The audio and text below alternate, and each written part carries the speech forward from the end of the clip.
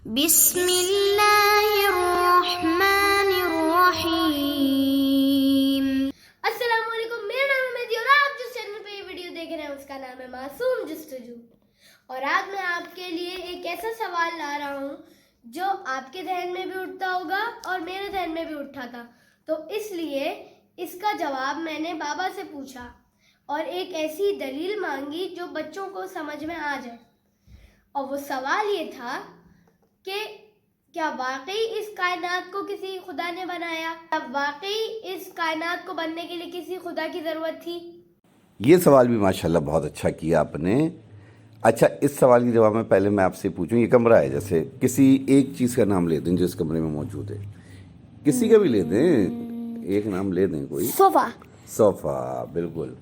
یہ بتائیں، صوفے کو یا کسی بھی چیز کو دیکھیں، ہم فرض کریں صوفے کو ہی دیکھتے ہیں تو ہمارے ذہن میں کیا چیز ابھرتی ہے، کیا چیز ذہن میں آتی ہے؟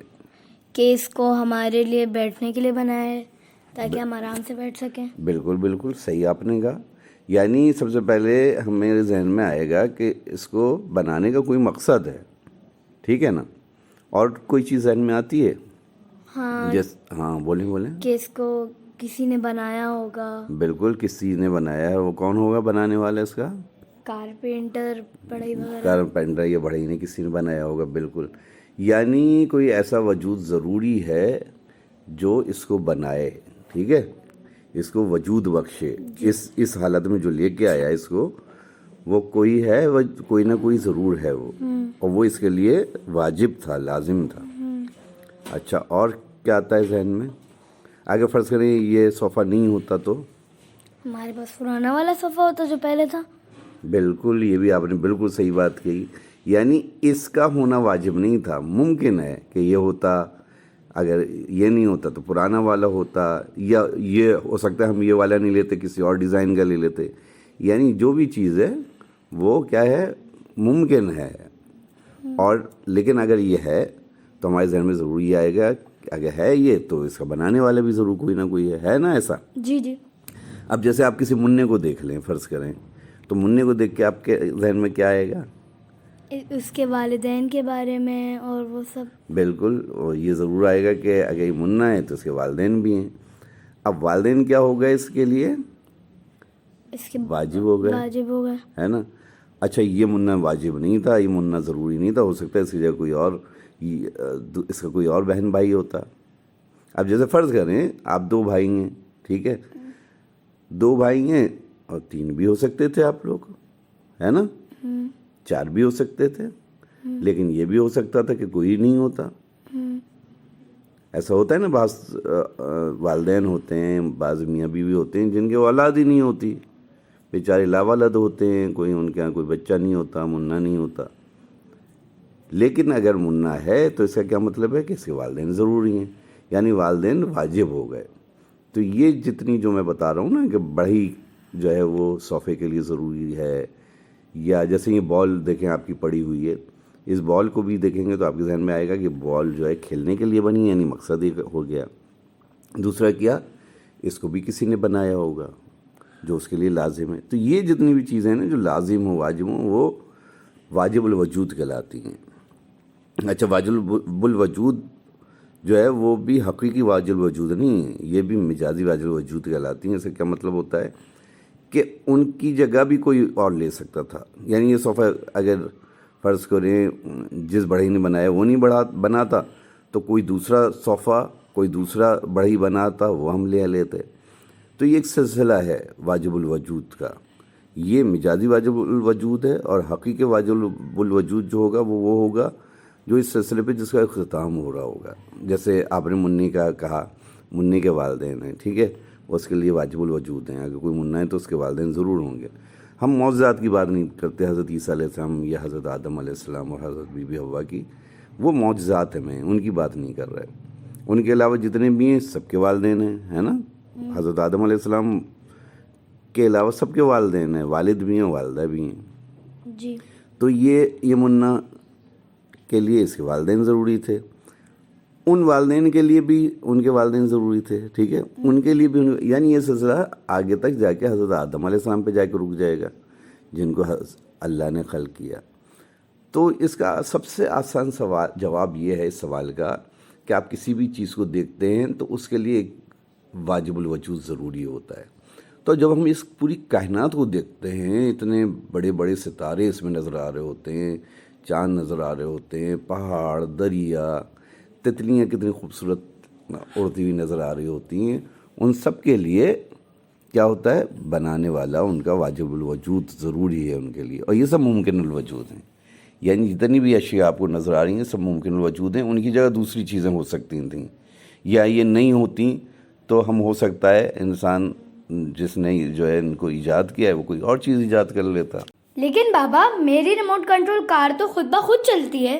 ارے نہیں مہندی، یہ جو ریموٹ کنٹرول آپ کے ہاتھ میں بیٹا، یہ کنٹرول کر رہا ہے نا گاڑی کو. دیکھیں اگر آپ کے ہاتھ میں ریموٹ کنٹرول نہیں ہو تو گاڑی نہیں چلے گی. تو اس کا کیا مطلب ہوا؟ ریموٹ کنٹرول اس کے لیے ضروری ہو گیا، واجب ہو گیا اس کے لیے. تو اسی طرح اگر آپ دیکھیں تو حقیقی گاڑیاں جو ہیں، یہ تو ریموٹ کنٹرول گاڑی ہے نا، مگر بڑی گاڑیاں جو ہیں وہ ان کے ماڈل آ چکے ہیں بہت سے جو بغیر ڈرائیور کے چل رہی ہوتی ہیں. تو ظاہر ہے ان میں ایک ایسا کمپیوٹرائز سسٹم موجود ہوتا ہے جو ان کو کنٹرول کر رہا ہوتا ہے. اس میں کیمرے لگے ہوتے ہیں، سینسرز لگے ہوئے ہوتے ہیں، کمپیوٹرائز سسٹم ہوتا ہے.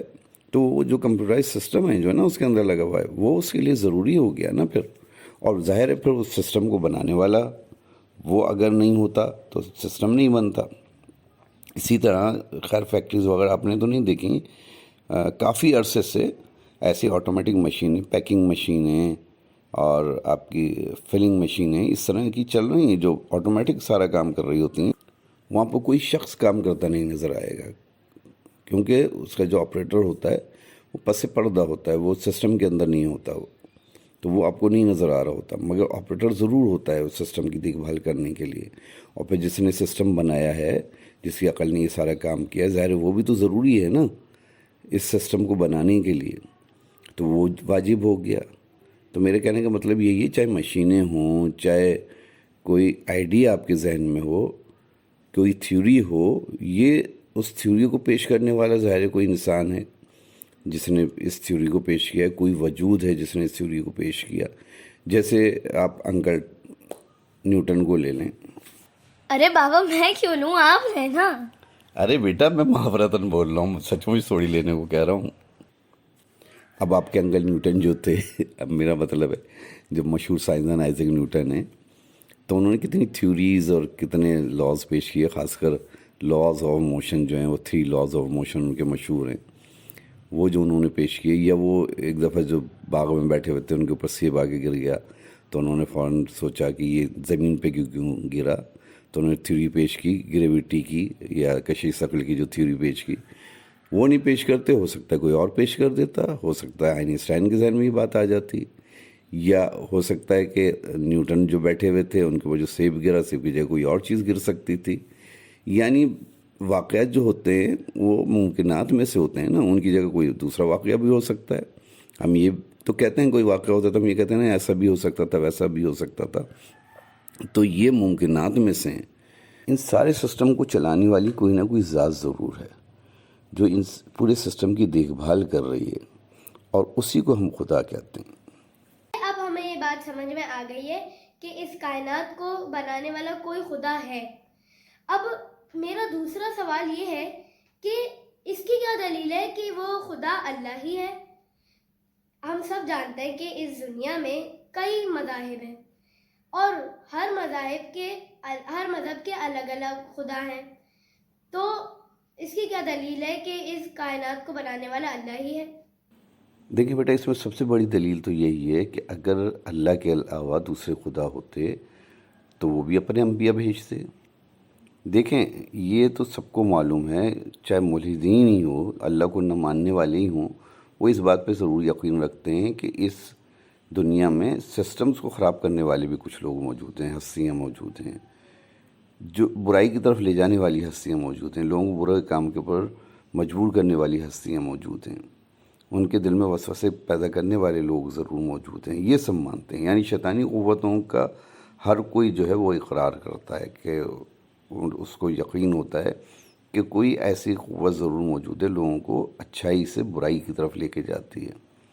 اب جب ہماری سسٹم کے اندر ایسے لوگ موجود ہیں جو لوگوں کے دلوں میں وسوسے ڈالتے ہیں، لوگوں کو برائی کی طرف لے کے جاتے ہیں، سسٹم کو خراب کرتے ہیں۔ اب جب اس کائنات میں، اس دنیا میں برائی موجود ہے اور ایسے لوگ موجود ہیں جو لوگوں کو برائی کی طرف لے کے جاتے ہیں، تو ایسے لوگ بھی ہونے چاہیے نا جو لوگوں کو اچھائی کی طرف لے کے جائیں، جو لوگوں کو اچھی بری کی تمیز سکھائیں، جو لوگوں کی تربیت کریں۔ تو اللہ نے پھر انبیاء کو بھیجا، اور ایک کے بعد ایک انبیاء آتے رہے، لوگوں کی تربیت کرتے رہے، ان کو اچھائی برائی کی تمیز سکھاتے رہے اور ان کو خدا کی طرف مائل کرتے رہے۔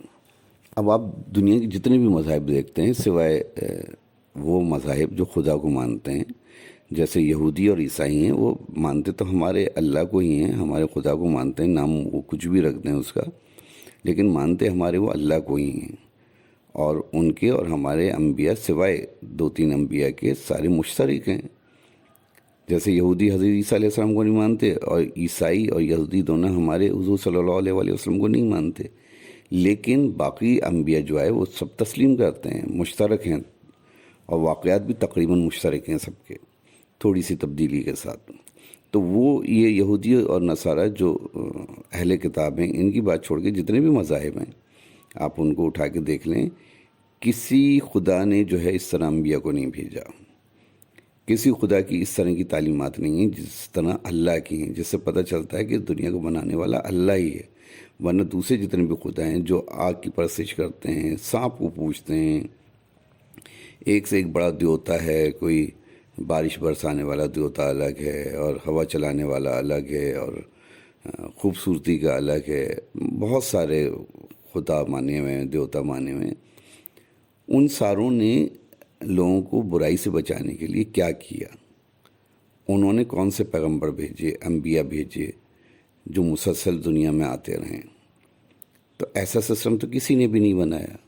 تو جب اتنی بڑی کائنات ہے اور ہم اس کائنات کے اندر کوئی برائی نہیں دیکھتے، کوئی بھی کمزوری یا ہمیں اس کے اندر کوئی کجی نظر نہیں آتی، تو پھر جب سب کو پتہ ہے، بچے بچے کو اس دنیا میں برائی موجود ہے، تو برائی کو ختم کرنے کے لیے کسی خدا نے کیا سسٹم رکھا ہوا ہے سوائے اسلام کے؟ اس کا مطلب یہ ہوا کہ ہمارا ہی اللہ جو ہے وہی پوری کائنات کا خالق ہے، اسی نے پوری دنیا کو بنایا ہے۔ بے شک اس دنیا کو بنانے والا اللہ جل جلالہ ہی ہے۔ اب مجھے اجازت دیں، انشاءاللہ پھر حاضر ہوں گا کسی نئے سوال کے ساتھ۔ خدا حافظ۔